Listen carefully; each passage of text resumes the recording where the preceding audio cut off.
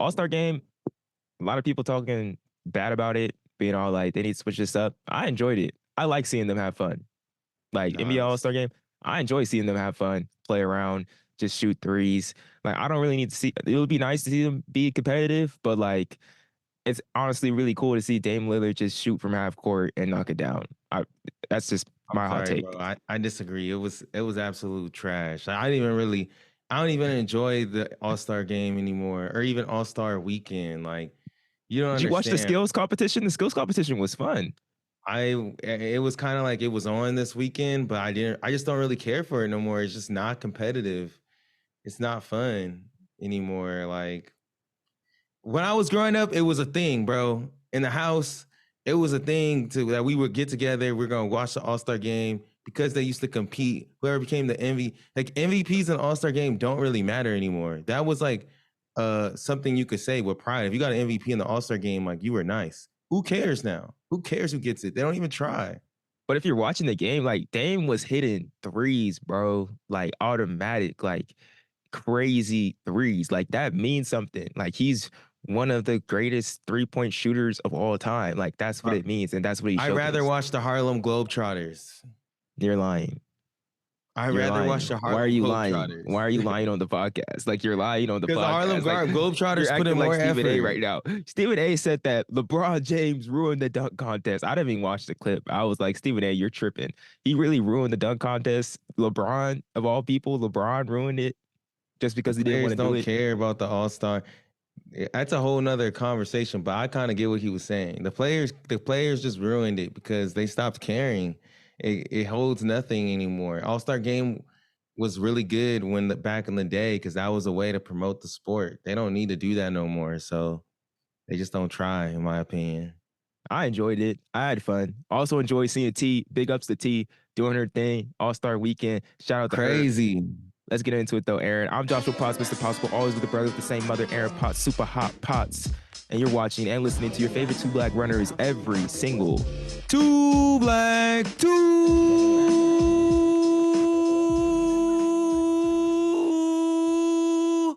stay.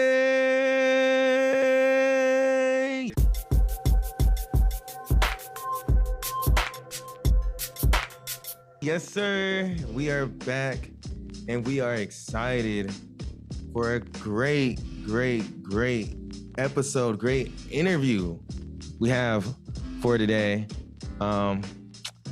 Yeah, I don't even know what much more to say about this one, Joshua. This has to be one of my favorite podcasts. I feel like it was one of the most smooth that we have done, and I think this is gonna spark something in a lot of people's brains. They're gonna be like, "Whoa, I didn't know about this," and then all this was happening and stuff.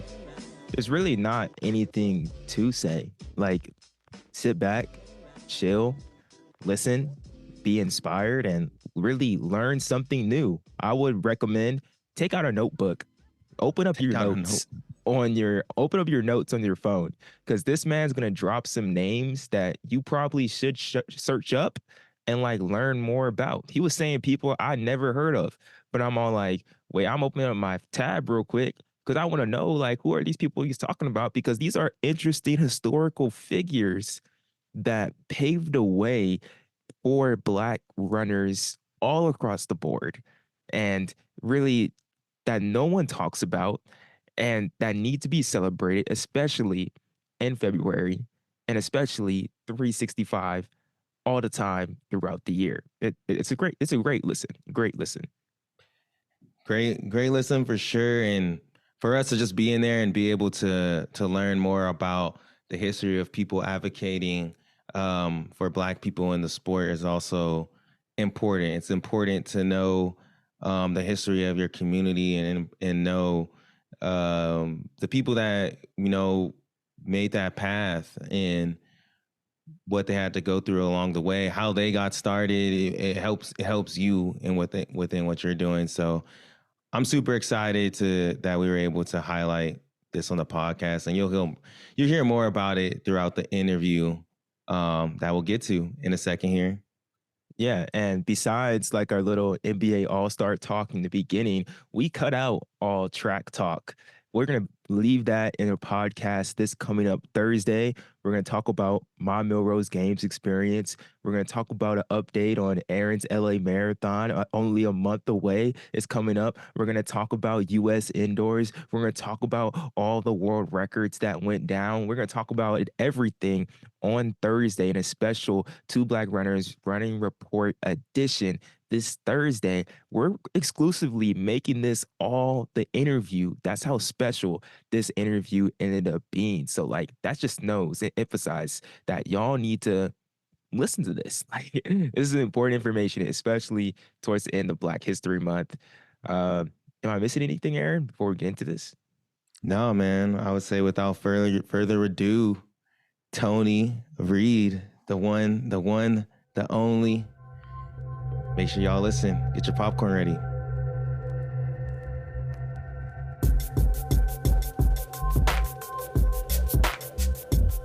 Now join us on the podcast, a special guest, 2 years in the making, the co-founder and executive director of the National Black Marathons Association. This guy that we have here has completed 50 marathons in 50 states, first Black man to complete marathons on all 7 continents.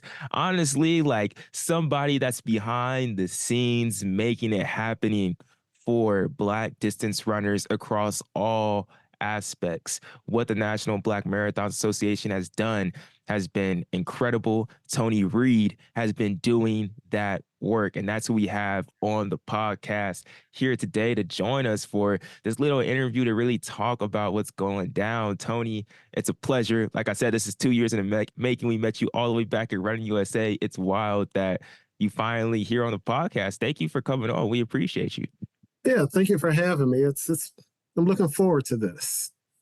I know we've run into each other at other events around the country, also up at the New York City, at the New York Road Runners, at Harlem Run, and Yeah. our paths just kind of keep crossing.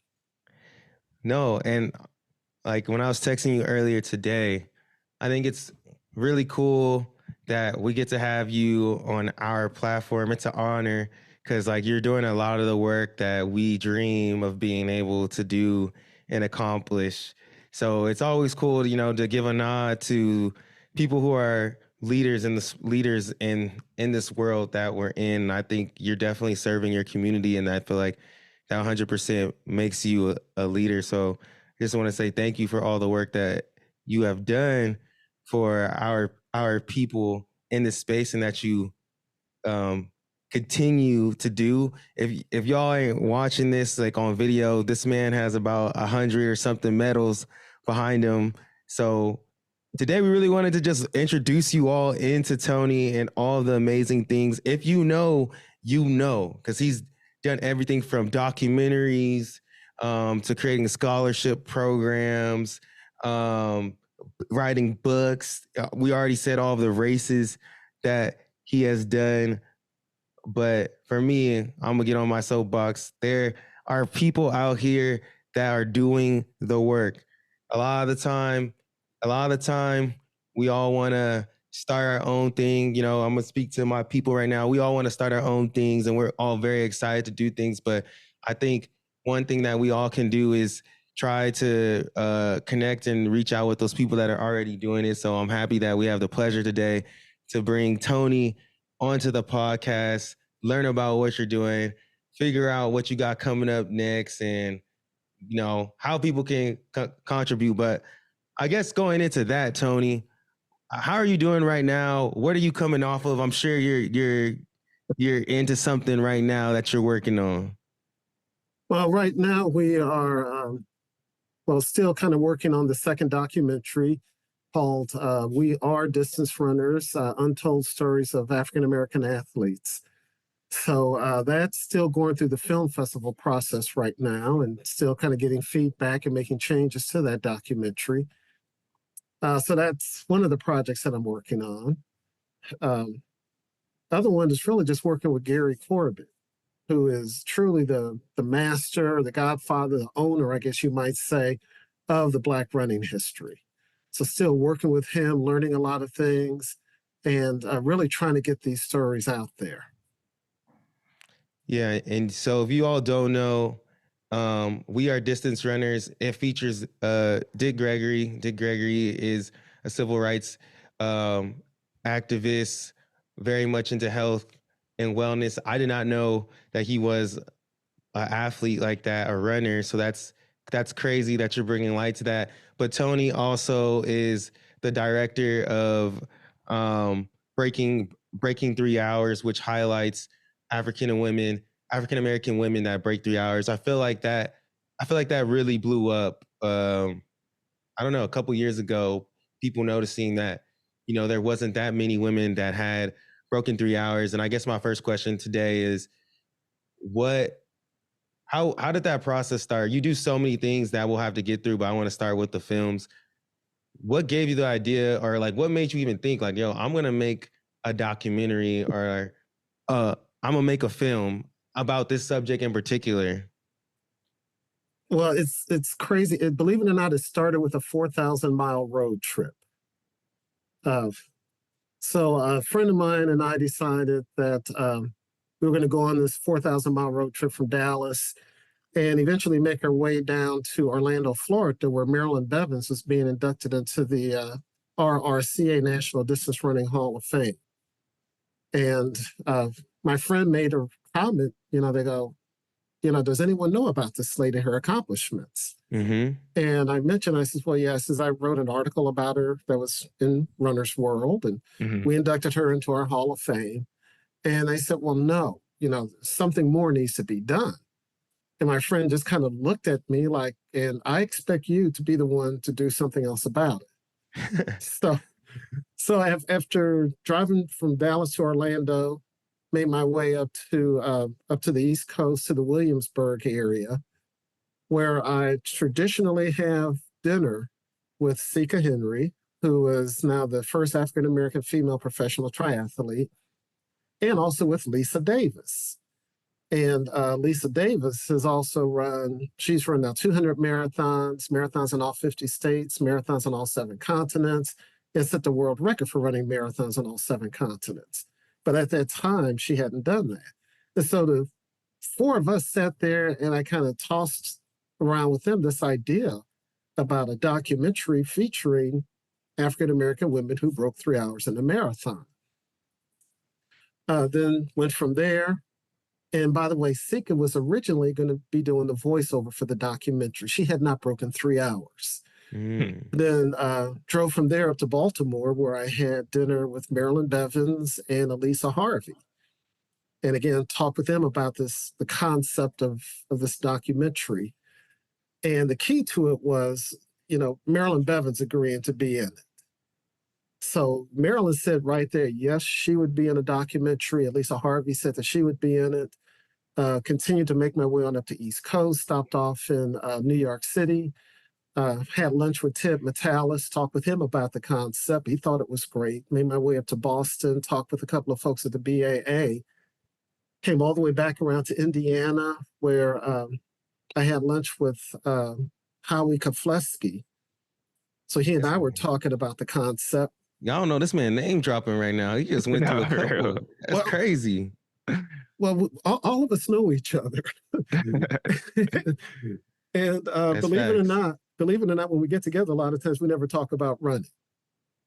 So I made my way to my hometown of St. Louis, and there talked with my sister, who's a podiatrist, about this whole concept. Made my way back around to Dallas and just dove into reading books about documentaries, how to go about making them, and just went ahead and put it out there and started working on it. So to put it in perspective, Marilyn Bevans was the first African-American woman to break 3 hours in a marathon in 1975. There have been 14 million Americans that crossed the finish line of marathon since 1975, and only 2% have ever run a marathon in under 3 hours. So you're looking at 280,000.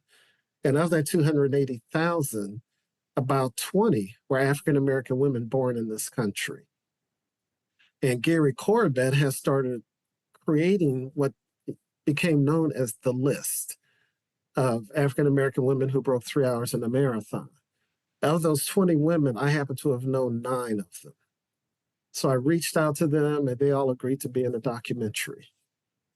Man, that's wild. And the thing that most surprised me about that conversation that you had with your friend on this 4,000-mile road trip is that a documentary is ambitious, Tony. And I think it's something that you definitely learned once you said you started studying just how to make a documentary and everything. Like, that's an ambitious task. Like, I remember 3 years ago, I was like, I'm going to do a vlogumentary, like a 12-episode series on YouTube and talk about my college journey. I never finished that. I got like 4 or 5 episodes in. Like, to do something with video and a different people and moving pieces is so ambitious. But I seem like for you, you've always been doing ambitious things, even back to 2004, creating the National Black Marathon Association. Just like, what was it like? Why do you feel like you really needed to hit this and like make sure this need happened? Because it seems like, I don't know, I'm pretty sure there was things that were stopping you from making this breaking 3 hours marathon documentary, but like, you were able to persevere, make it happen, and win some prestigious awards along with it. Well, I attribute it to having good soft skills. And for me, one of my best soft skills is being able to accept criticism. So I remember after we worked on a documentary, I showed it to, like most people, you show it to your relatives, and they proceeded to rake me over the coals. And it was one of these things where my whole thing was, I'm just going to sit there, I'm going to listen. I'm not going to be kind of going through my head about, well, how I'm going to respond to what they're saying. But you just sit there and you just literally just take it all in. And then think about it over several days and not be so defensive about it. And with that, I incorporated just about all of the changes that they were talking about. Even with the second documentary, when I showed it to my family members again, they looked at it and it's like, there needs to be some changes made. And I remember getting a text message from my daughter where she was apologizing for what she had said. And I responded back to her and says, well, you didn't tell me what I wanted to hear, but you told me what I needed to hear. And that's what's important. So for me, it's just being able to sit back and accept criticism and really think about it was the key to both of these documentaries. Yeah, no, that's big what you're saying, because you're a very accomplished person. Like, you have a lot of different degrees. You're in Hall of Fames with road running, all the medals, a ton of accomplishments. You have your CPA, so to be able to be still, taking back that criticism, that shows how humble you are, and it shows that you're really. That makes me think that you really are just trying to do good for the people that you're serving. Like, you're really trying to make sure this comes out well. That's all that really matters to you. But which kind of going back to what Joshua was saying, I even think, so the documentary is crazy, but let's go back to when you were a part of creating the National Black Marathoners Association. Did you just run a marathon one time, didn't see enough Black people, and you were like, I gotta make this. It needs to happen. You were like, we need to get together. Was it that, or like, how did that come about? Like, what sparks that? Well, I actually ran my first marathon in 1982. And at the starting line of my first of that marathon, there were about, I guess, 4 or 5 Blacks in a race and about 400 to 500 whites. And the white guys around me who didn't know anything about me were telling me I was in the wrong race, that I needed to consider running in shorter races. And I'm sitting up here listening to these guys. They didn't know anything about my background. But they didn't realize was that I had 2 running role models. One of them was Dick Gregory. Again, he's from my hometown of St. Louis. And I figured if he could run, for 71 days from LA to New York and average about 48 miles a day, what's 26.2 miles in one day. The other interesting role model I had was Benjamin Coleman. And Benjamin Coleman was my great-grandfather, who was born in 1840. in Mississippi, which meant he spent the first 25 years of his life as a slave. Mm. And I imagined him being there at the Windsor Plantation near Alcorn State University, thinking about freedom. But the overseer master is saying, you can't run far. I don't want you to run past the gate of this plantation. And what he was doing, he was putting Benjamin Coleman in a box. He was telling him what he could and couldn't do. And I kind of think that this whole myth about Blacks not being able to run distance is tied to those days of slavery when we were told we cannot run far. And if you're on the road, you have to walk, because if you look like you're running, they think you're running to freedom. So thinking about those two guys is what got me through that first marathon. I continued running marathons because I had a goal of running 50 marathons before I turned 50. And in most of the marathons I was in, there were fewer than a handful of Black runners. If not, I was usually the only Black person there at the marathon. In 2001, I was speaking at the National Black Data Processing Association's conference in Chicago. And I just had to mention that, hey, I've run 47 marathons and have 3 more to go to reach number 50. And after I finished, these Blacks just kind of surrounded me and says, we've never met another Black who's run as many marathons as you have. And as we started talking, I found out that they were marathoners also. They said, hey, well, when you get ready to run your 50th, let us know. So I let them know, and they all showed up here in Dallas for the race. And all of us ended up getting a medal for placing in our age group or weight division. And we thought, it would be pretty cool, if we could do something like this maybe once a year. And Charlotte Simmons was a part of that group, who eventually became the co-founder of the National Black Marathoners Association. So between 2001 and 2004, we kind of traded emails back and forth, talked about it on the phone. And so finally, I got on the phone and called her and says, I got all the paperwork done. We have the National Black Marathoners Association. And we struggled with the name of the organization because we were thinking, well, we're going to be open to everyone. Do we call ourselves National Black Runners Association or what? And we decided on keeping marathoners there in the name because it let people know that we were serious about the sport. We weren't just I would say just kind of playing around. Yeah. We also knew they were going to immediately go and check out our backgrounds to see whether or not, she and I were both the real thing. And so as they started looking at our backgrounds, they're going, oh, this guy's run, over 50 marathons. And Charlotte had run, I think, 20 or 30 by then. So we both had the running credentials behind us. And then from there, it was, how do we go about getting the word out? So that's how we ended up getting started. And we also, again, approaching this like a business, kind of divided the market up into 3 different areas for youth, adults, and seniors, with a 3-pronged approach looking at education, training, and sustainability. So the training part really kicked off with us in 2015 when we started pushing the concept of Blacks getting their coaching certifications. In fact, if you talk to most Black running coaches, you won't find that many that had the running certification before 2015.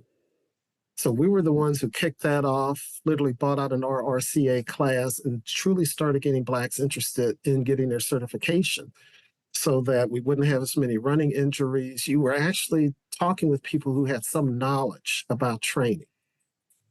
Sustainability focused on getting more Black running clubs out there and supporting Black running clubs. So in our Hall of Fame, we induct running clubs from all around the nation. A lot of the historic Black running clubs were inducted into the National Black Distance Running Hall of Fame.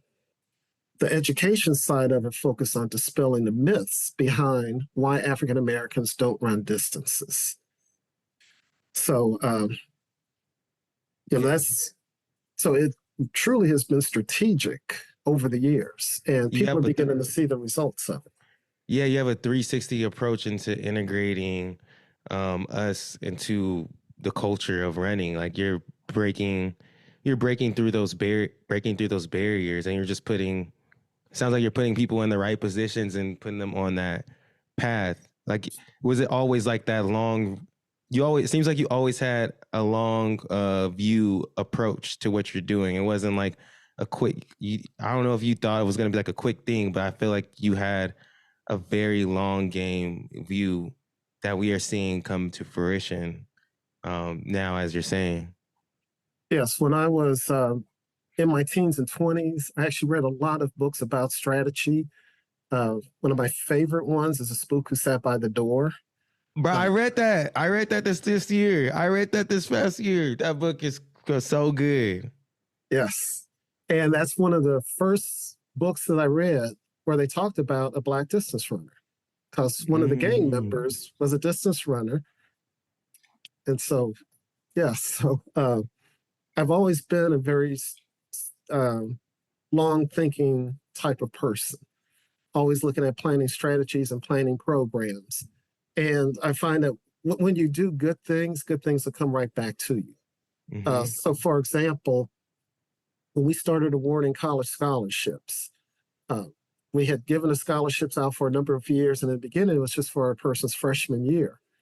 And finally, one individual sent us a handwritten thank you note after they had received their scholarship for their freshman year. And I went back to our board and said, you know what, we have enough members now that we should be able to do this all 4 years.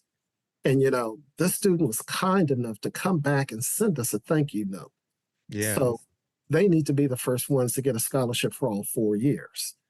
And she did. And it came back full circle, because when we were looking for a videographer for the very first documentary, she got her undergraduate degree in journalism, got a graduate degree in media, and was working in the DC area as a professional videographer for some of the streaming channels. I picked up the phone, called her, and Kayla says, yeah, I'll work with you on the documentary. That's beautiful. No, that's wild. And like, I feel like that's I feel like almost that's one of the main meanings and the reasons to create this association of just having of showing so many opportunities that can come from running that you don't even realize. Exactly. And it's like, I think that's one of the big things that people that Black people don't really understand, is that running isn't really just about running 26.2 miles or running a half marathon, whatever it is, but that community and the jobs and the relationships that are created over time is great to have. Like, to have, for her to have that full circle moment, I bet was extremely fulfilling. Can you talk about just the relationships that you created over this long game journey that you've made throughout the years? Well, our members have influenced me just as much as, I guess, as an organization, we've influenced them. In 2009, we had our annual summit at the Cowtown Marathon in Fort Worth, and it was also my 100th marathon. And it was at that summit where I got a chance to talk to a gentleman named Frederick Davis III. And he was telling me, he says, oh, well, you need to go ahead and pursue marathons in all 50 states, as well as Nathan Skipper, who was real interesting. Nathan was pursuing marathons in all 50 states, but he had a goal of taking his wife and 2 sons with him to visit all 50 states before his kids graduated from high school. Then the other person that was there was Angela Ivory. And Angela had run over 300 marathons and ultras. She ended up passing away of cancer, but she was also telling me to pursue 50 states. So it was not on my radar until I talked to them. So all of us are constantly kind of influencing, each other and supporting each other in achieving, the different goals. Now, the friend that was with me when I did that 4,000-mile road trip was not a runner, but they were so influenced by meeting all these different people along the way that they came back to Dallas. When the lease was up on their house, they put everything in storage. And they set a goal of running 5 and 10 Ks in all 50 states. So literally bought a RV is traveling all around the country doing 5 and 10Ks. So all of us end up motivating and inspiring each other. And so my big goal is, for me, it's being a grandfather. So those are my next projects, really, just being a really good grandfather. No, that's awesome. I love that. I love that. And I think for most of this interview, we talked about a lot of the sunshines and the rainbows of creating this organization and creating the marathon. But going back to the early days or wherever you want to go, like what's been some of the roadblocks where it seems like this long game and the strategy you created doesn't seem like it's going to work out? Like what's been some of those roadblocks that come in your way? I also just wonder, Tony, I don't get how you balance all of this, man. When I look at all these things, like from writing books to documentaries, being CEO, I don't like to start something that is a lot. new and like to stay consistent with what you've done with the Black Marathoner Association. Like you're coming up on 20 years, right? Like, yeah, like there had to be some time where you're like, man, this is so much. I don't know if I can still manage this, because I'm sure you were still working. Like you know, you got your job and stuff. You were this dude's a professor too. This dude's taught classes. So yeah, like how did you balance it? And yeah, was there like a time where you're like, dude, I don't know if I can really do this anymore? That's a good question. I really limit my extracurricular activities. I don't watch a lot of television. I set my priorities where my number one priority is my health. So I feel like if I can stay healthy, I can do just about anything. I'm also very good about not overcommitting myself. People will come to me with different things and with different suggestions. And, you know, I look at it and say, hey, that's a great idea. Why don't you go ahead and do it? And they said, well, no, I don't want to do it, but I want you to do it. And it's like, well, no, it's not important enough to you if you're not willing to, you know, take the time out to do something. So I'm pretty good about saying no. And I'm also very conscious of my time. I like spending time with my family. So that's also a priority. And with the way we're organized, if you notice, we don't have running chapters in different cities around the country. So therefore, we don't have to try to manage a lot of different people, a lot of different organizations and activities. We basically feel that people at the local level know what's best for them. And the last thing that they really need is someone who's not in their city giving them direction and guidance and telling what they can and can't do. So we've always been open to everyone, whether you are a member of a running organization or not. You have some runners who are just solo runners, and they don't want to be a part of anything organized, but hey, they do like showing up, you know, once a year to meet with other Black runners. So for me, it's been all about time management. When I was about 8 years old, I was diagnosed as being a pre-diabetic, and the doctor said I was going insulin by the time I was a teenager. I read Dr. Kenneth Cooper's book, New Aerobics, and there was one paragraph in it that said diabetics who are dependent on insulin could decrease their insulin intake or go completely off of it if they maintain a fitness program. So in 1976, I set a lifetime goal of averaging running, walking, or crawling 3 miles a day. I've kept a handwritten running journal since 1979. Last November at the Berlin Marathon, I logged mile number 50,000. I had averaged exactly 3 miles a day, and I'm still not on insulin. So running marathons has truly been a distant second to me avoiding insulin. And I still average that 3 miles a day, and I'll keep doing it until the day I die. So, and it took a while to just say, I'm going to focus on this, and I'm not going to let anything get in the way of my averaging those 3 miles a day. Dang, you live in proof. You live in proof that like it works and the system works and it can keep you healthy throughout those years. that's incredible. But what was like some of those roadblocks that along the way of you created National Black Marathoners Association, like early on, that kind of just We that may have been stopped you guys? It's in the whole thing. It's like, man, this is a little harder than I thought it was going to be.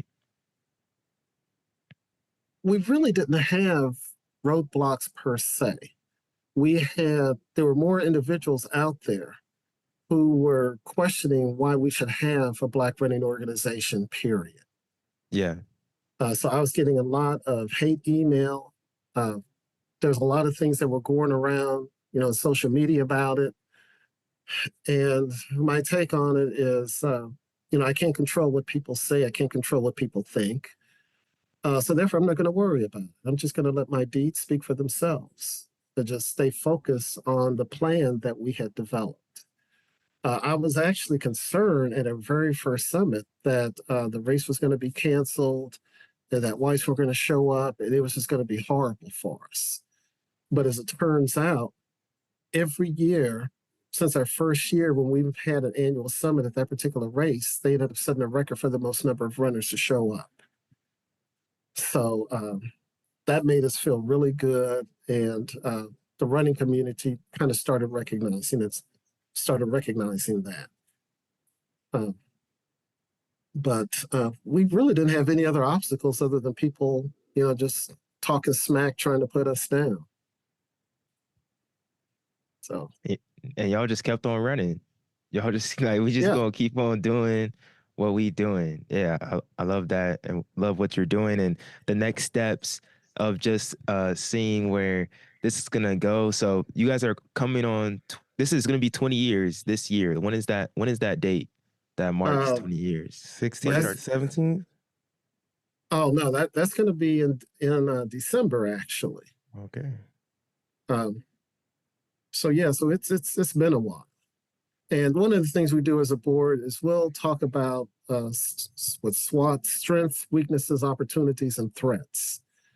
And we take a look at what's going on in the marketplace, just like any business would.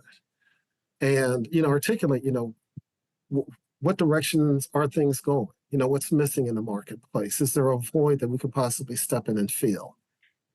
So that's one of the ways we ended up starting the National Black Distance Running Hall of Fame in 2013. Because we realized that the accomplishments of African American distance runners were kind of being written out of the record book, so to speak. I had received an email from one of the editors of Runner's World who was trying to find Marilyn Bevins. And he said, she's probably somewhere in your database. So I went through our database and couldn't find her. And so I started, just doing all this research on her and found out that she had placed second at the 1977 Boston Marathon. And I thought to myself, why is he asking me about this lady who placed second at the 77 Boston Marathon when we're primarily a Black organization? But finally, I saw a video of her doing an interview and was shocked to see that she was African American, born and raised in Baltimore. And bear in mind, I've been running since 1982. Well, marathon since 1982. I had been running since 1969, and I'd never heard of this lady. So that's something that we brought up to the board. And they said, well, have you heard of this guy named Ted Corbett? And I said, I remember reading about him in a book. And they said, well, did you know he's Black also? And I go, no, I never knew it. So again, looking at strengths, weaknesses, opportunities, and threats, we realized that there was an opportunity there to recognize the accomplishments of African American distance runners. So we started the National Black Distance Running Hall of Fame. And the impact on the running community has been amazing. There are individuals who have been ignored by their own state and other national running organizations. And then when we inducted them in the Hall of Fame, that's when they suddenly started getting recognized by these other events. For example, when we had sent out a press release announcing the individuals who were being inducted in that first Hall of Fame in 2013, of course, naturally, we inducted Ted Corbett and Marilyn Bevins. At that time, the New York Roadrunners had not inducted Ted Corbett into their own Hall of Fame. And when you look at it to see the individuals who had been inducted prior to Ted being inducted, it's like, well, it would make sense that Ted would have been the first person inducted. It took a few months after we announced our induction that they decided they were going to induct Ted Corbett into their Hall of Fame. So it's like when we recognize ourselves, our own accomplishments, that forces everyone to, give us those opportunities in a way. One thing I was thinking about too, I think this was y'all at the 2020 Olympic trials. One of my friends, my boy Brandon Johnson, BJ, he was recognized, I believe, at an event you all put on for Black marathoners. I was that you all? Am I right? Did y'all do something at the Atlanta Olympic trials? No, we didn't do anything at the Atlanta Olympic trials. Well, regardless, he was just like, that did so much for him as a person, and that was so meaningful for him. And then one of my coworkers, Ari Hendricks, she's like the third fastest black woman marathoner too, and like she has so much pride within that, and that has presented her with so many more opportunities. That the fact that she is recognized as that, and I don't know, is that like one of the reasons why it's important? You feel like it's important for as Black people, as African Americans, to kind of recognize our own accomplishments? Yes, it's one of my favorite quotes is, if we don't tell our story, then who will? So yeah, I think it's extremely important that we position ourselves to start telling our stories. I look at my granddaughter, and I think, when I'm dead and gone, she could pull up the documentary Breaking 3 Hours and say, "Oh, I want to be like some of these women." Mm-hmm. But it took someone asking the question to actually start the list, and that was Shawana White. That was her? Yeah, Shawana, she sent an email to Runner's World, to Gary Corbett, and to me, asking how many African American women had broken 3 hours in a marathon. And I, quite frankly, did not think it was possible to identify them. Gary Corbett took it on as a challenge. And he's the one who did all the work to come up with the list that is now known as the list. So yeah, Shawana White is the one who started that. Shout out Shawana White. I just saw her in Orlando. We got a picture together. Yeah. I finally met her in person. I got to talking to her. That's cool. I didn't know. That's a cool story. Yeah, a lot of things get started from people simply asking questions. Someone said, well, okay, so if you're the first Black in the world to run marathons on all 7 continents, who's the first Black to run marathons in all 50 states? And that sent us on a quest to find who that person was, and that was Alfred Claiborne. And when we reached out to him, he was just floored. And he was like, wow, I never thought I would be recognized for anything like this. Even going back to the mile, when we had the Hall of Fame induction in St. Louis and we inducted Ron Gregory, we gave him a special award, which was the number 1 with the date and time that he set the national high school record in the 1 mile. And after he finished giving his Hall of Fame speech, he sat back down at his table, and then he came back up and he said, this is the first time I have ever been recognized for setting that national high school record back in the 1950s. That's wrong. Man. Yes. Man. And just, I don't even know. I think I want to ask this as we start to close out. Just, why do you feel like running is so important? Not just, especially like for Black people, just in general, but like over your years and through everything. And I know we talked about the importance of running on so many different levels, but like, why do you feel like running is so important? Because you could do like what you're doing in so many different aspects and so many different fields. Like you could do it through basketball, you could do it through curling, but why is it so important to do this through running? Why do you feel that way? You are the first person who's asked that question. So back in the 1970s, after reading Dr. Cooper's book on new aerobics, where he talked about the importance of physically work, having a physical fitness program. And I looked at all these different sports that were out there. I took away everything that involved a team because you may not always have a team with you. I kind of took away things that involved using a lot of equipment. I was at one point very heavily involved in bicycle racing, but realized that, again, you're just sinking a lot of money into it. Running was the one thing where it involved the least amount of equipment. I could do it virtually anywhere in the world. I could do it in all kinds of weather. And if I stuck with it, I wouldn't have to take insulin.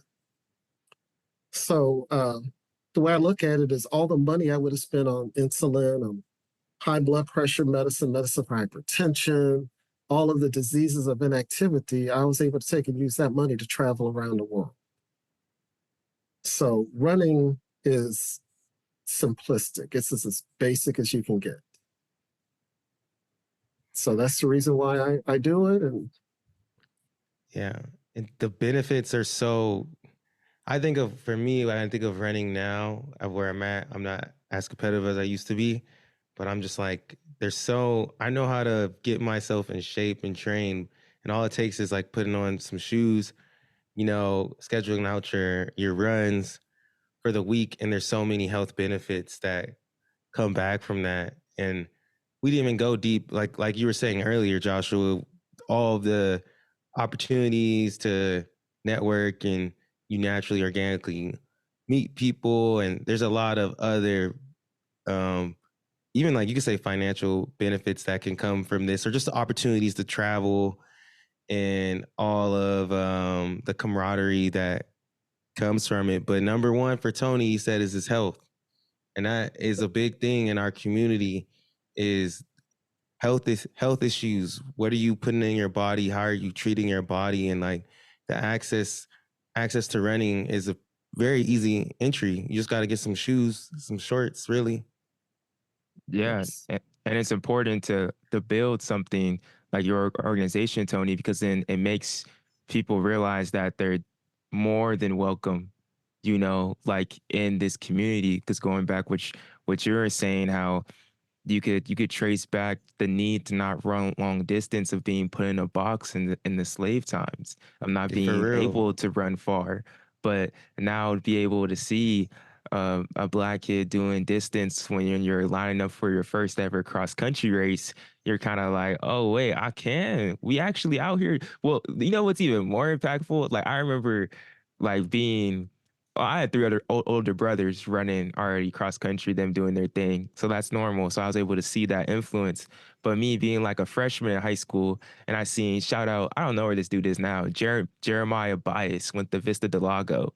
This dude was beast. I remember he finished like fourth at IE. He placed at state, but just like it was a small influence, but just seeing like him being great at the sport, I'm all like, dang, like we really out here. Like I can really run cross country and be good at the 800. Like that's influential in itself, to just like, it's small motivation, but it's motivation nonetheless that plays way bigger than you ever think. Just that simple little entry. You don't have to buy basketball.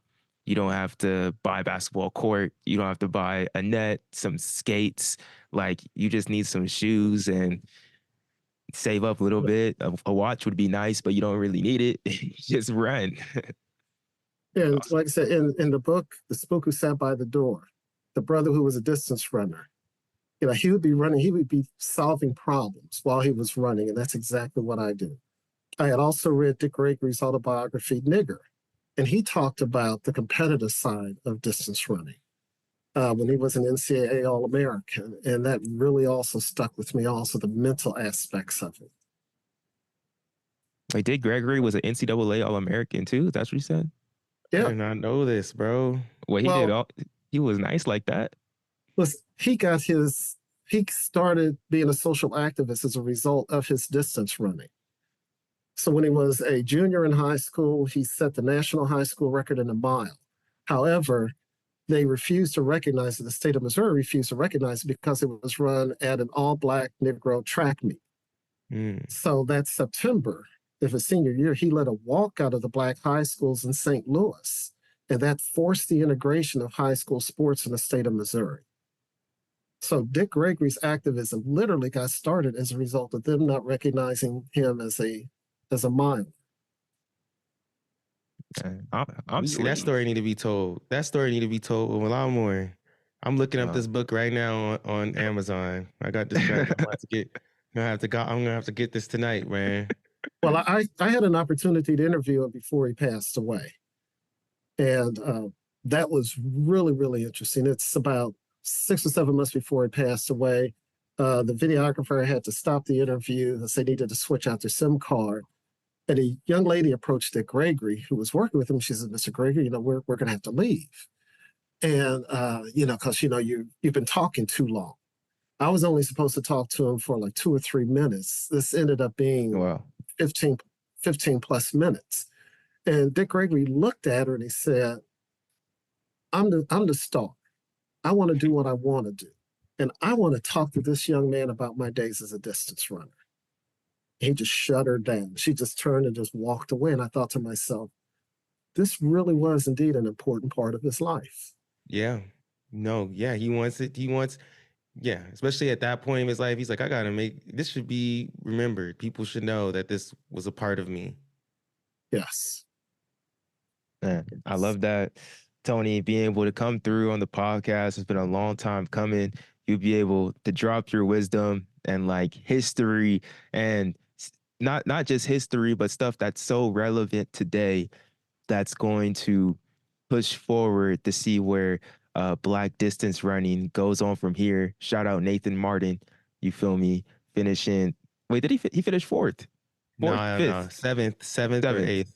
Seventh at the U.S. Olympic Marathon Trials. There's a lot of us out here doing the thing, and it's great to see, and appreciate you coming through. Aaron, and shout out to else? Yeah, I would say shout out to Tony for just doing the work, man. Me and Joshua set out on this journey of 2 Black runners, and yeah, we had a whole season. The real ones know. We were like, what is the Black running community? And like, it's here. It's not just people, me and Joshua's age. There's people that have been doing this work for many years and that are going to continue doing this work. So Tony, before we let you go, let us know how people can support the National Black Marathoners Association. When is your new film coming out? How can they get in touch with you? Okay, we have a lot of information available on our website, which is blackmarathoners.org. Mm-hmm. We also have a very active Facebook group, as well as a Facebook page. If you like the Facebook page, if you notice, we are doing something every day for the month of February, recognizing African American distance runners. So if you want to know a little bit about Black running history, that's a place to go. We are also having our annual summit at the Oakland Marathon over the March 16th weekend. And we will be showing a documentary, We Are Distance Runners, there at that summit. That'll be shown on March 16th. So again, go to our website. We have information about how you can go about obtaining tickets. We are a nonprofit organization. We have been since day one, so we will gladly accept any donations that you want to send our way. Aaron, you should have done your first marathon there, bro. You messed up. I literally was looking on the website right now and I saw March 16th. I'm doing the LA Marathon and it's on the 16th. I literally saw that right now and I was like, dang, I could have. Bro, just do both. You crazy. I'm not Tony, bro. I can't run. I can't do no Antarctica, Australia type. I'm not, I don't know. You're just taking one step at a time. Exactly. Come on, man. That's you can do both. The way I told myself in Antarctica was if I stopped, I froze to death. So the whole thing is just keep moving. Yeah, that's good motivation right there to finish. No, that's crazy. That's wild, man. We appreciate you, Tony. This has been a pleasure. we're gonna have to run it back to talk about just more of your story, and we're gonna have to run it back just to talk about anything that develops over time, you know, and just we would love to bring you on just to really pick your brain about anything going on in culture. Appreciate you and have a great rest of your day, Okay. you know. You guys are doing a great job. I enjoy listening to your podcast. Thank you, Thank man. you. We really Appreciate appreciate you. Okay. Take care.